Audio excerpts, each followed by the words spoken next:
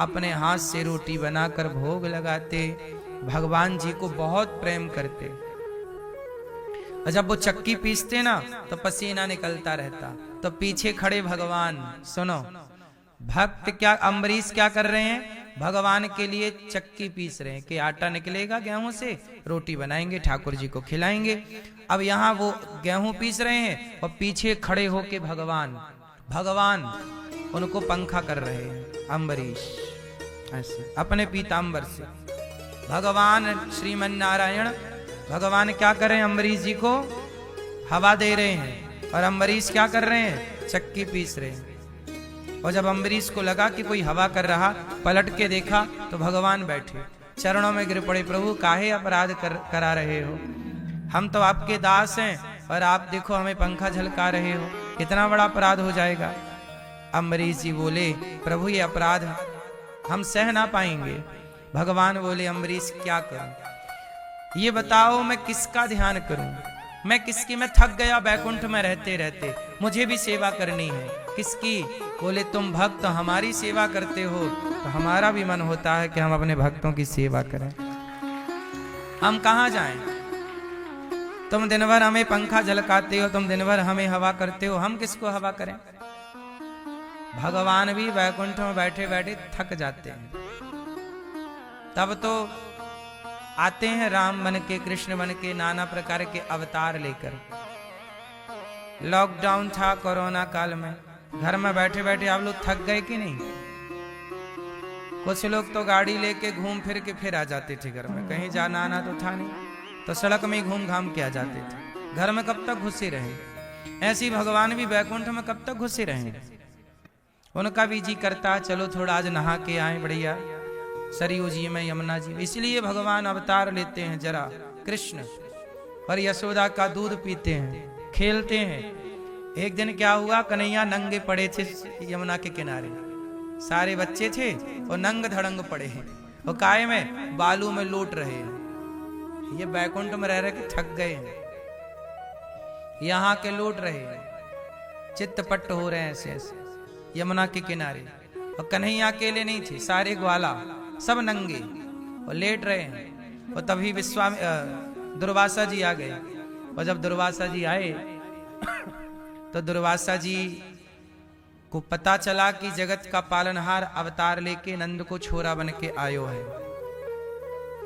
तो वो बालक खेल रहे थे, कन्हैया खेल रहे थे, तो संयोग से कन्हैया से आके दुर्वासा जी ने पूछ लिया, छोरा यहाँ। कन्हैया, हाँ बाबा, का है गो।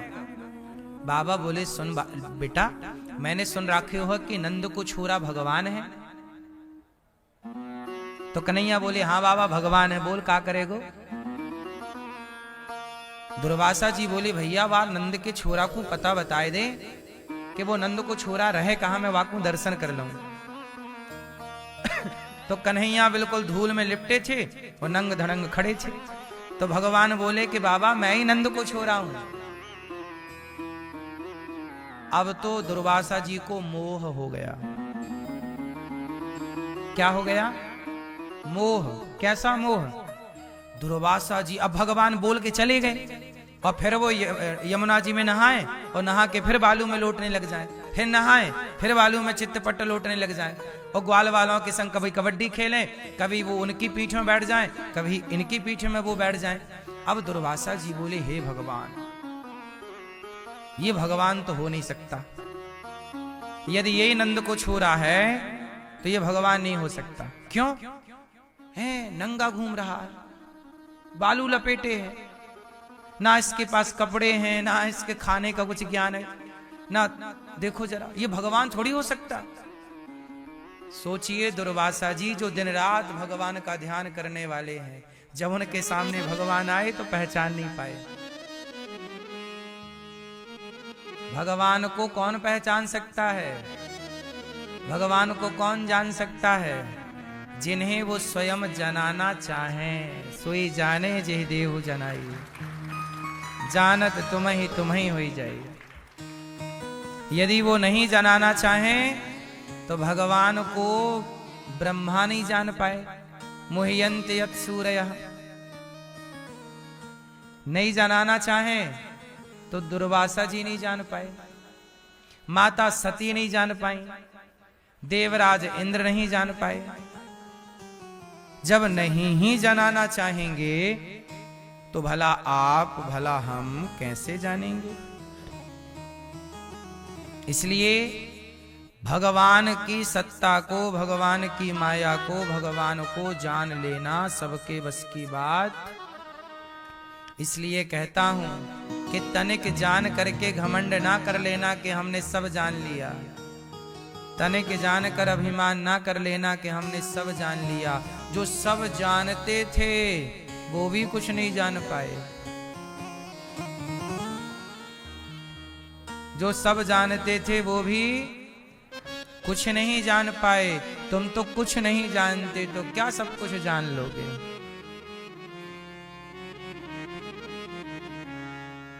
मोह्यन्त यत् सूरयः, बड़े बड़े यत्सूरी, बड़े बड़े लोग मोहित हो गए।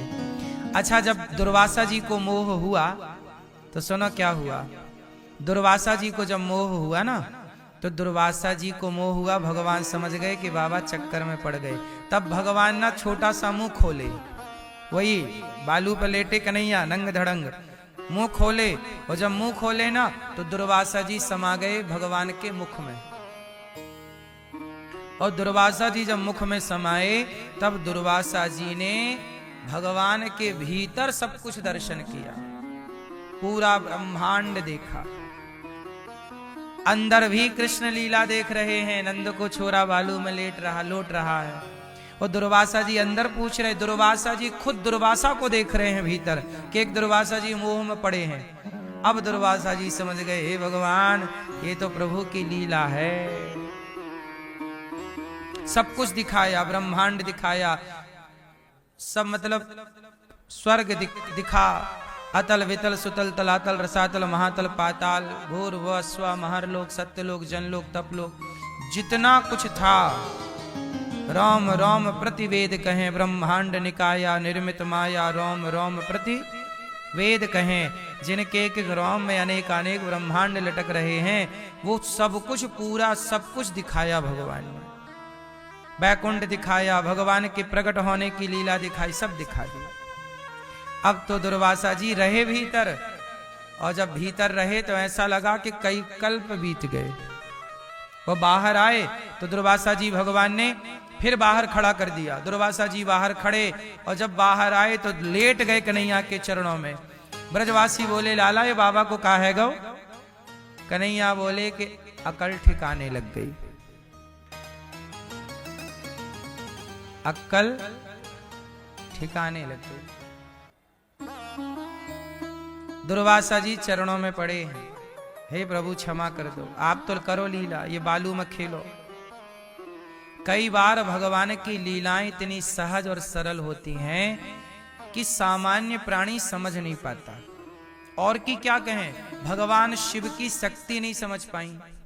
मां जगत जननी जगदम्बा माता सती जब राम सीता मां को खोजने लग गए, और ऐसे रो रहे हैं राम, इतना ओरिजिनल रो रहे हैं राम कि माता सती को मोह हो गया। ये राम भगवान नहीं हो सकते, ये भगवान नहीं है। भगवान होते तो कोई पत्नी के पीछे भागते। माता सती ने बहुत, शंकर जी ने बहुत समझाया, नहीं सती देवी ये भगवान है, ये सच्चिदानंद स्वरूप है, ये भगवान है। नहीं माने तो ठीक है, जो तुम्हारे मन अति संदेह हो, बहुत संदेह मन में, जाओ परीक्षा ले लो। अब हुई है सोई जो राम रचि राखा, को करी तर्क बढ़ा वहीं शाखा। जब आपके समझाने से लोग ना समझें तो समझ लो कि वो ईश्वर की मर्जी है। अब तो ईश्वर आनंद लेना चाहते हैं, ये सब खेल ईश्वर का है। आप प्रयास कर लो, समझा लो, सही मार्ग पे चल पड़ो, सही मार्ग दिखाओ, फिर भी कोई ना चले तो ये ईश्वर की लीला है, ये ईश्वर का खेल है। हम लोग ना खेल नहीं समझते। सच बताऊं, हम यहां बैठे हैं और आप वहां बैठे हैं, ये दास सुना रहा है, आप सुन रहे हैं, ये भी ईश्वर का खेल है। और सुनो, कई बार भगवान ना पिटवा भी देते हैं। माधव दास जी को पिटवा दिया इन्होंने। ये बैठे हैं, किसे पिटवा दिया? माधव दास जी नाम के एक भक्त थे जगन्नाथ जी में। ये बड़े मजे लेते रहते हैं। सम्मान मिले तो कृपा समझिएगा, और अपमान मिले तो भी कृपा। इसका उदाहरण दे रहा हूं, सुनो। माधव दास जी नाम के एक भक्त थे जगन्नाथ जी, बड़े भक्त थे। क्या हुआ? कटहल पक चुका था। कटहल समझते हैं? बिहार में और कुछ जगह पका, जैसे आप लोग कटहल की सब्जी खाते हो, ऐसे कुछ जगह पका हुआ कटहल खाया जाता है। कटहल जब पक जाता है ना, अच्छी खुशबू आती है उसमें, और पका हुआ कटहल का गूदा खाया जाता है। तो जगन्नाथ जी बोले कि कटहल की खुशबू आ रही है। वो कटहल पक चुके थे, और जो वहां के राजा थे ना, उनका कटहल का बगीचा था। तो भगवान माधव दास जी से बोले कि चलो कटहल खाने चलते हैं। तो भगवान माधव दास जी बोले, प्रभु सवेरा होने दो, सवेरे अपन चलेंगे। पर आपका तो राजा चेला है, पूरा बगीचा आपका है, जितना बोलोगे सवेरे भोग लग जाएगा कटहल का। भगवान बोले नहीं नहीं, हमें तो अभी चलना है। तो माधव दास जी बोले ठीक है, फिर आपका मन है तो चलो। तो जगन्नाथ जी को लेके गए माधव दास जी। तो माधव दास जी बोले चलो, हम राजा साहब से बता देंगे कि जगन्नाथ जी का मन कटहल खाने का है, तो वो आपको एंट्री दे देंगे। भगवान बोले नहीं नहीं, चोरी से खाएंगे आज, बता के नहीं खाएंगे। पीछे के रास्ते से घुसते हैं बगीचे में। अच्छा, दोनों घुस गए, जगन्नाथ जी और अच्छा माधव दास जी बूढ़े थे, जगन्नाथ जी तो जगन्नाथ जी सदा जवान। घुसे पीछे बाड़ी बाड़ी तोड़ के। भगवान बोले माधव दास जी ऐसा करो, आप पेड़ पे चढ़ जाओ, और पेड़ पे चढ़ जाओ और वहां से पके पके गिराना, हम समेटेंगे। ठीक है। माधव दास जी बूढ़े ठेले व्यक्ति चढ़ गए ऊपर। अब पके पके कटहल तोड़ रहे हैं, और भगवान खूब हल्ला कर रहे हैं। हाँ हाँ माधव दास, हाँ वो। भगवान बोले चोरी से घुसे हो, थोड़ा शांत रहो, आ जाएगा वो जो चौकीदार है। जगन्नाथ जी बोले आने दो आने दो। अब तो भैया सचमुच वो चौकीदार सुन लिया। चौकीदार को लगा कोई चोरी हो रही है, और जैसे ही चौकीदार ने सुना कि कहीं कुछ चोरी वोरी चल रही है, धम्म धम्म की आवाज, बड़ा बड़ा कटहल गिरे तो आवाज आए। अब लो भैया, जैसे ही चौकीदार आया, कौन चोर चोर चोर चोर चोर, वो चोर चोर कहा तो जगन्नाथ जी भाग गए। अब बूढ़े ठेले माधव दास जी चढ़े। अब माधव दास जी चुप बैठे ऊपर। फिर भी उसने पकड़ लिया। ए बाबा चोरी कर यहाँ।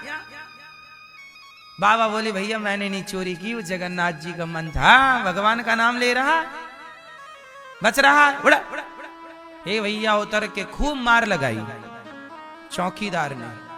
वो मारा ही नहीं, चल तेरे को राजा के सामने पेश करेंगे। वहीं ना अपनी कोठरी में माधव दास जी को बांध दिया रस्सी से, भाग मत जाना। माधव दास जी बोले वाह प्रभु, अच्छा फंसवाए, हमें फंसवा के भाग गए खा पी के। और भैया चौकीदार ने अच्छे 3-4 डंडे जमा दिए। सवेरा हुआ तो माधव दास जी को लेके राजा के सामने गया चौकीदार। और जब माधव दास जी को लेके गया तो राजा ने देखा कि माधव दास जी बंधे। अच्छा, राजा जानता था माधव दास जी को, ये बहुत बड़े। राजा तुरंत सिंहासन छोड़ा और गिर पड़ा भगवान के। माधव दास, हे प्रभु आप कैसे बंधे? चौकीदार को बोला तूने क्यों बांधा इतने बड़े साधु को?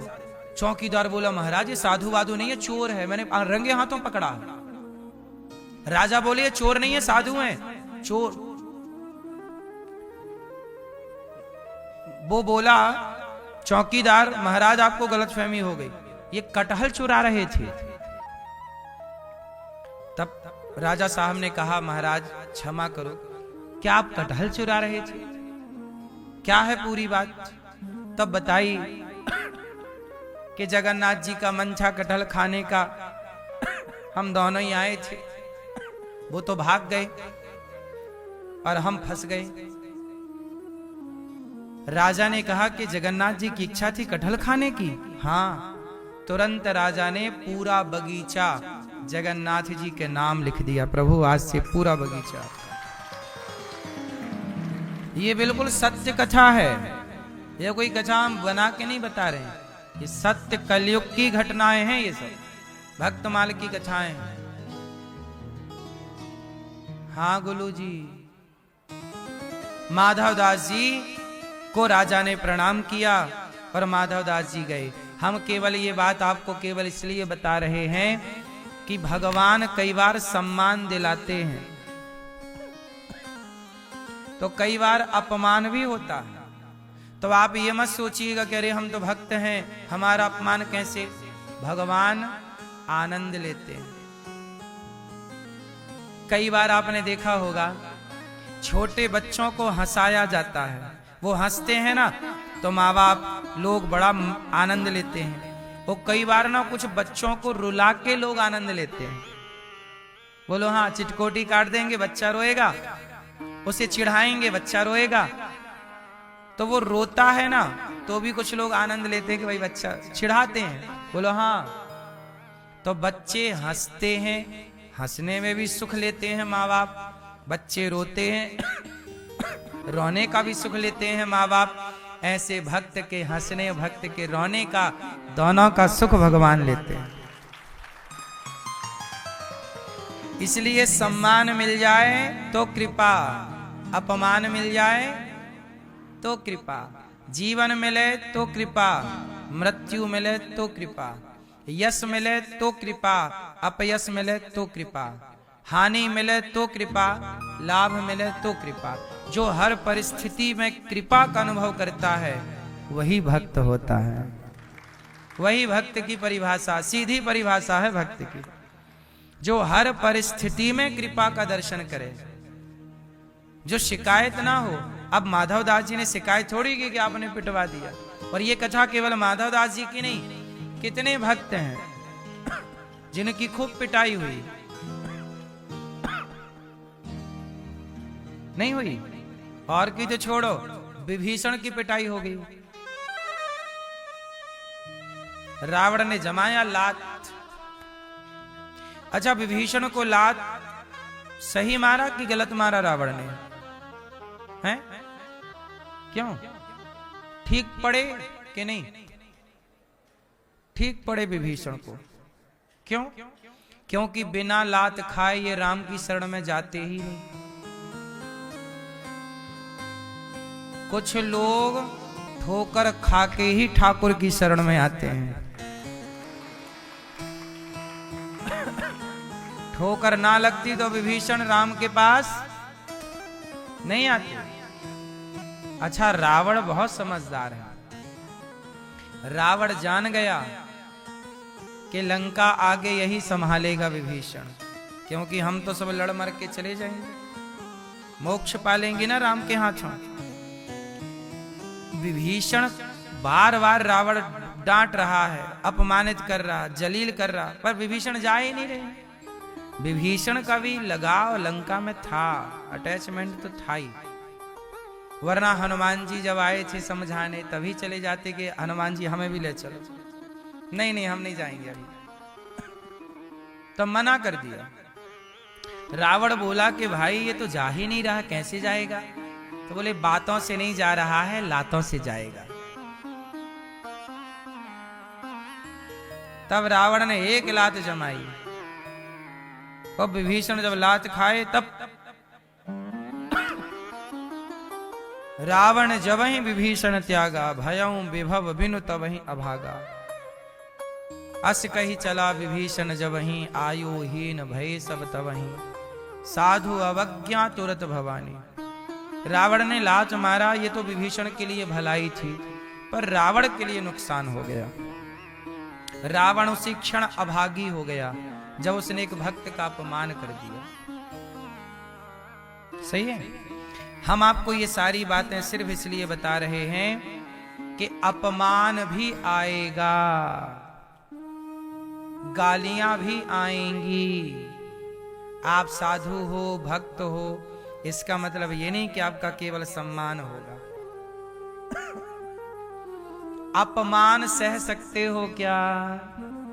यदि अपमान सह सकते हो तो ही आप ईश्वर के रास्ते पर चलना, क्योंकि आप सह नहीं सकते ना तो रह नहीं सकते। आप सोचो कि नहीं जी मैं सहूंगा कुछ नहीं। भागवत जी में एक कथा है, आखिरी में एक ब्राह्मण की। वो ब्राह्मण बड़ा कंजूस था, ना पूजा करता ना पाठ करता, पैसा जोड़ता, और उसकी कंजूसी से उसकी पत्नी और उसका बेटा हो गया परेशान। ना पत्नी बेटा को कपड़ा देता ना खाने को, बस जोड़ जोड़ के रखता, सब जगह ताला ताला, पैसा बहुत अच्छा। वो खाता क्या? बासी रोटी। पत्नी को एक साड़ी पहनाता सालों तक, वो बच्चे को भी ना दे। तो एक दिन पत्नी और बच्चों ने मिलकर के उसकी खटिया खड़ी और बिस्तर गोल कर दिया, सारा धन ले लिया और उसको चल बाहर, अपमानित कर दिया, तिरस्कार। और जब उस ब्राह्मण का तिरस्कार हुआ तो उस ब्राह्मण के अंदर ना बड़ा वैराग्य पैदा हो गया। उसने कहा राम राम, मैंने जितना समय परिवार को दिया, जितना मन मैंने धन में लगाया, इतना मन यदि मैं भगवान में लगाता तो निश्चित मेरा कल्याण हो जाता। और इसके बाद तो उसने अपने को ऐसे ईश्वर से कनेक्ट किया, जोड़ा, भगवान में ऐसा समर्पण किया कि उसका समाज में खूब अपमान हुआ। लोग उसे कंजूस कंजूस कह के बुलाते, यहां तक कि जब वो लेटता सोता तो लोग उसके ऊपर मूत्र कर देते। जब वो बैठता ना कहीं तो कुछ लोग जाके उसके ऊपर लघु शंका कर देते, उसके ऊपर मलमूत्र फेंक देते, मारते, मल से मारते उसे। इतना अपमान, लेकिन उसने एक बार भी किसी को कुछ नहीं कहा। सारा अपमान सहता गया, और सहने से क्या हुआ, वो बिल्कुल निर्मल हो गया। और जब निर्मल हुआ तो उसी कंजूस को जब निर्मलता आई तो उसी को भगवान का साक्षात्कार हो गया। भगवान अपनी कसौटी में आपको कसकर देखना चाहते हैं कि आप कच्चे हैं कि पक गए। अब पुनः अम्बरीश के साथ क्या हुआ? अम्बरीश जी चक्की पीस रहे हैं और पीछे बैठे भगवान पंखा झलका रहे हैं। अम्बरीश जी ने कहा प्रभु मुझे पापी ना बनाइए। भगवान बोले मैं कहां जाऊं, किसकी सेवा करूं? तुम्हारी करूंगा, तुम करो। अम्बरीश जी भोग लगाएं, भगवान हाथ से ग्रहण करें। क्या हुआ? अम्बरीश जी एकादशी का व्रत करते थे, और एकादशी के व्रत का नियम है कि द्वादशी को पारण कर लेना चाहिए, त्रयोदशी लगने से पूर्व। एक दिन क्या हुआ कि अम्बरीश जी ने एकादशी का व्रत किया, और द्वादशी के दिन ना वो सारे ब्राह्मणों को बुला करके और भोजन करा रहे थे। एकादशी का भी कुछ नियम है, नियम तो बहुत सारे हैं पर मैं कुछ कह दूं आपसे। एकादशी के दिन ना सवेरे जल्दी जाग जाना चाहिए, दिन भर भगवान का कीर्तन, भगवान का चिंतन करना चाहिए, पूरा दिन भगवान के नाम समर्पित करना चाहिए। भूख लगने पर हल्का सा फल खा सकते हैं, निराहार भी कुछ लोग रहते हैं, कुछ फल इत्यादि का सेवन भी कुछ लोग करते हैं। तो जो आपके शरीर की सामर्थ्य हो वो आप कर सकते हैं। आप निर्जला रहना चाहें, कुछ खाना चाहें तो फल का सेवन कर सकते हैं और बड़े प्रेम से दिन भर आप भगवान का कीर्तन भजन सुमिरन में लगाइए। अगले द्वादशी के दिन आप क्या करिए, अम्बरीश जी ने ब्राह्मणों को भोजन कराया। पहले ब्राह्मणों को, कन्या को भोजन कराओ। एकादशी के बाद द्वादशी को किसी को भोजन कराओ, ब्राह्मणों को भोजन कराओ। और ब्राह्मणों को भोजन कराया अम्बरीश जी ने कि तभी क्या हुआ, दुर्वासा जी आ गए। दुर्वासा जी आए तो अम्बरीश जी ने कहा महाराज आप भी प्रसाद पालो। तो दुर्वासा जी बोले मैं स्नान करके आता हूं। वो स्नान करने चले गए। तब तक क्या हुआ, द्वादशी तिथि खत्म हो रही थी और त्रयोदशी तिथि का आगमन हो रहा था। कई बार तिथि की हानि हो जाती है, कम समय के लिए तिथि आती है और दूसरी तिथि आकर के लग जाती है। उस दिन भी यही था कि द्वादशी की हानि थी, कम टाइम पे द्वादशी जा रही थी और सीधा त्रयोदशी आ रही थी। अब दुर्वासा जी लौटे नहीं और संत को भोजन कराए बिना भोजन कैसे करें। तब ब्राह्मणों के परामर्श से द्वादशी को पारण करना आवश्यक है। तो अम्बरीश जी ने क्या किया, भगवान श्री शालिग्राम भगवान का चरणामृत ग्रहण कर लिया। क्या ग्रहण कर लिया, चरणामृत। और जैसे ही चरणामृत वो पिए कि दुर्वासा जी सामने से आ गया। दुर्वासा जी बोले वाह, बहुत बड़ा भक्त बना घूमता है, बिना साधु को खिलाए खा गया, बिना साधु को भोजन कराए और पारण कर लिया, बड़ा भक्त बना घूमता, आज तेरी खबर लेता हूं, बड़ा घमंडी हो गया। अब अम्बरीश जी शांत खड़े और साधु कर रहे हैं क्रोध। एक बाल उठाया दुर्वासा जी ने, एक बाल निकाला अपनी जटा का और बाल निकाल के जमीन पर पटक दिया। तो एक कृत्या नाम की राक्षसी पैदा हो गई। एक कृत्या पैदा हुई और वह अम्बरीश को खाने के लिए दौड़ी कि तूने साधु का अपमान किया है, आज तुझे खा जाऊंगी। और जैसे ही वहां कृत्या दौड़ी, अम्बरीश जी के रक्षा में सुदर्शन भगवान थे। जैसे ही कृत्या गई, सुदर्शन भगवान ने तुरंत कृत्या को जलाकर समाप्त कर दिया। और जब कृत्या जली तो सुदर्शन भगवान को आया क्रोध और सुदर्शन भगवान दौड़े किसको जलाने, दुर्वासा जी को। अब दुर्वासा जी की ओर सुदर्शन भगवान चक्र, अब दुर्वासा जी दौड़े, बचाओ बचाओ, कहां जाएं, हे शंकर जी आप बचाओ। शंकर जी के पास गए कैलाश। शंकर जी बोले बाहर रहो, अंदर मत घुसना, चलो चलो बाहर। ब्रह्मा जी बचाओ, ब्रह्मा जी बोले बाहर रहो, सुदर्शन से हम नहीं बचाएंगे आपको। तब कहां जाएं, तब भगवान नारायण, चक्र किसका है, भगवान श्रीमन नारायण, नारायण के पास गए। हे प्रभु रक्षा करें, हे प्रभु रक्षा करें। भगवान बोले दुर्वासा जी आइए। क्या हुआ, बोले आपका चक्र लगा है, पहले शांत करिए, वो जला रहा है हमें, जरा शांत करिए, हम मर जाएंगे, बाद में हम बताएंगे क्या हुआ पहले। भगवान बोले क्षमा करिए दुर्वासा जी, आपने हमारा कुछ बिगाड़ा होता तो चक्र जरूर शांत हो जाता, लेकिन आपने हमारे भक्त का बिगाड़ा, आपने हमारे भक्त का तिरस्कार किया है। आप हमें अपमानित कर दो दुर्वासा जी, हम सह लेंगे। आप हमें गाली दे दो, सह लेंगे। आप हमें लात मार दीजिए, सह लेंगे।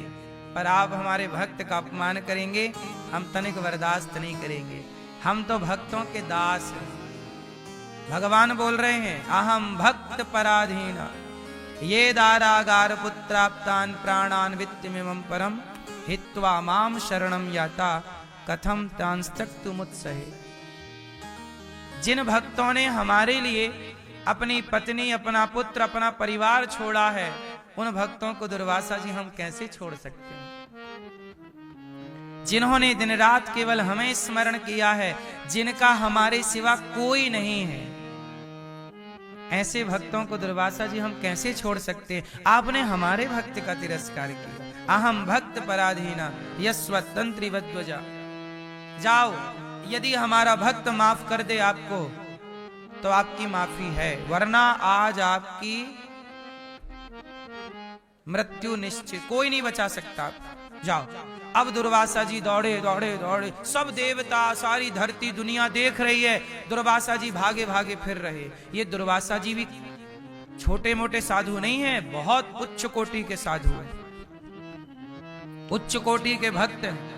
पर ये लीला भगवान करा रहे हैं, दुनिया को मैसेज देना चाहते हैं, शिक्षा देना चाहते हैं। दुर्वासा जी गए अम्बरीश जी के आगे, अम्बरीश के आगे हाथ जोड़े, जैसे ही हाथ जोड़े अम्बरीश जी चरणों में गिर पड़े, हे महात्मा जी, हे दुर्वासा जी, हम तो आपके दास हैं।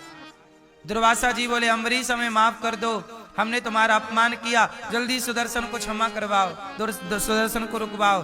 तुरंत अम्बरीश जी ने सुदर्शन भगवान की स्तुति की, हे प्रभु, यदि ये दास अम्बरीश भगवान का छोटा सा दास है और प्रभु हमारी सेवा भक्ति से यदि प्रसन्न है, तो हे सुदर्शन भगवान आप शांत हो जाइए। यदि मैं प्रभु का दास हूं तो आप शांत हो जाइए। यदि मेरा प्रभु के सिवा कोई नहीं है तो आप शांत हो जाइए। यदि प्रभु मुझे अपना मानते हैं तो आप शांत हो जाइए। सुदर्शन भगवान शांत हो गए। दुर्वासा जी जान बची। दुर्वासा जी ने प्रणाम किया, अम्बरीश जी ने प्रणाम किया। और ये कथा समाज को मैसेज देती है कि भगवान को लात मारोगे तो कुछ ना होगा। भगवान को लात किसने मारी? भगवान को लात किसने मारी? भृगु ऋषि ने। भृगु जी ने भगवान की छाती पे लात मारी तो भगवान ने क्या किया? भृगु जी के पांव पकड़ के बोले, भृगु जी आपके चरण बड़े कोमल हैं, हमारी छाती बड़ी कठोर है, आपको चोट तो नहीं लगी? ऐसा कह रहे हैं भगवान, लात खाके ऐसा कह रहे हैं, आपको चोट तो नहीं लगी? भगवान कहते हैं हमें लात मारो चलेगा, लेकिन रावण ने विभीषण को लात मार दिया, सर्वनाश हो गया कि नहीं रावण का? भगवान कहते हैं मुझे मार दो, मुझे गाली दे दो चलेगा, पर भक्त का अपराध मत करना। भक्त का अपराध करोगे तो भगवान कभी क्षमा नहीं करेंगे।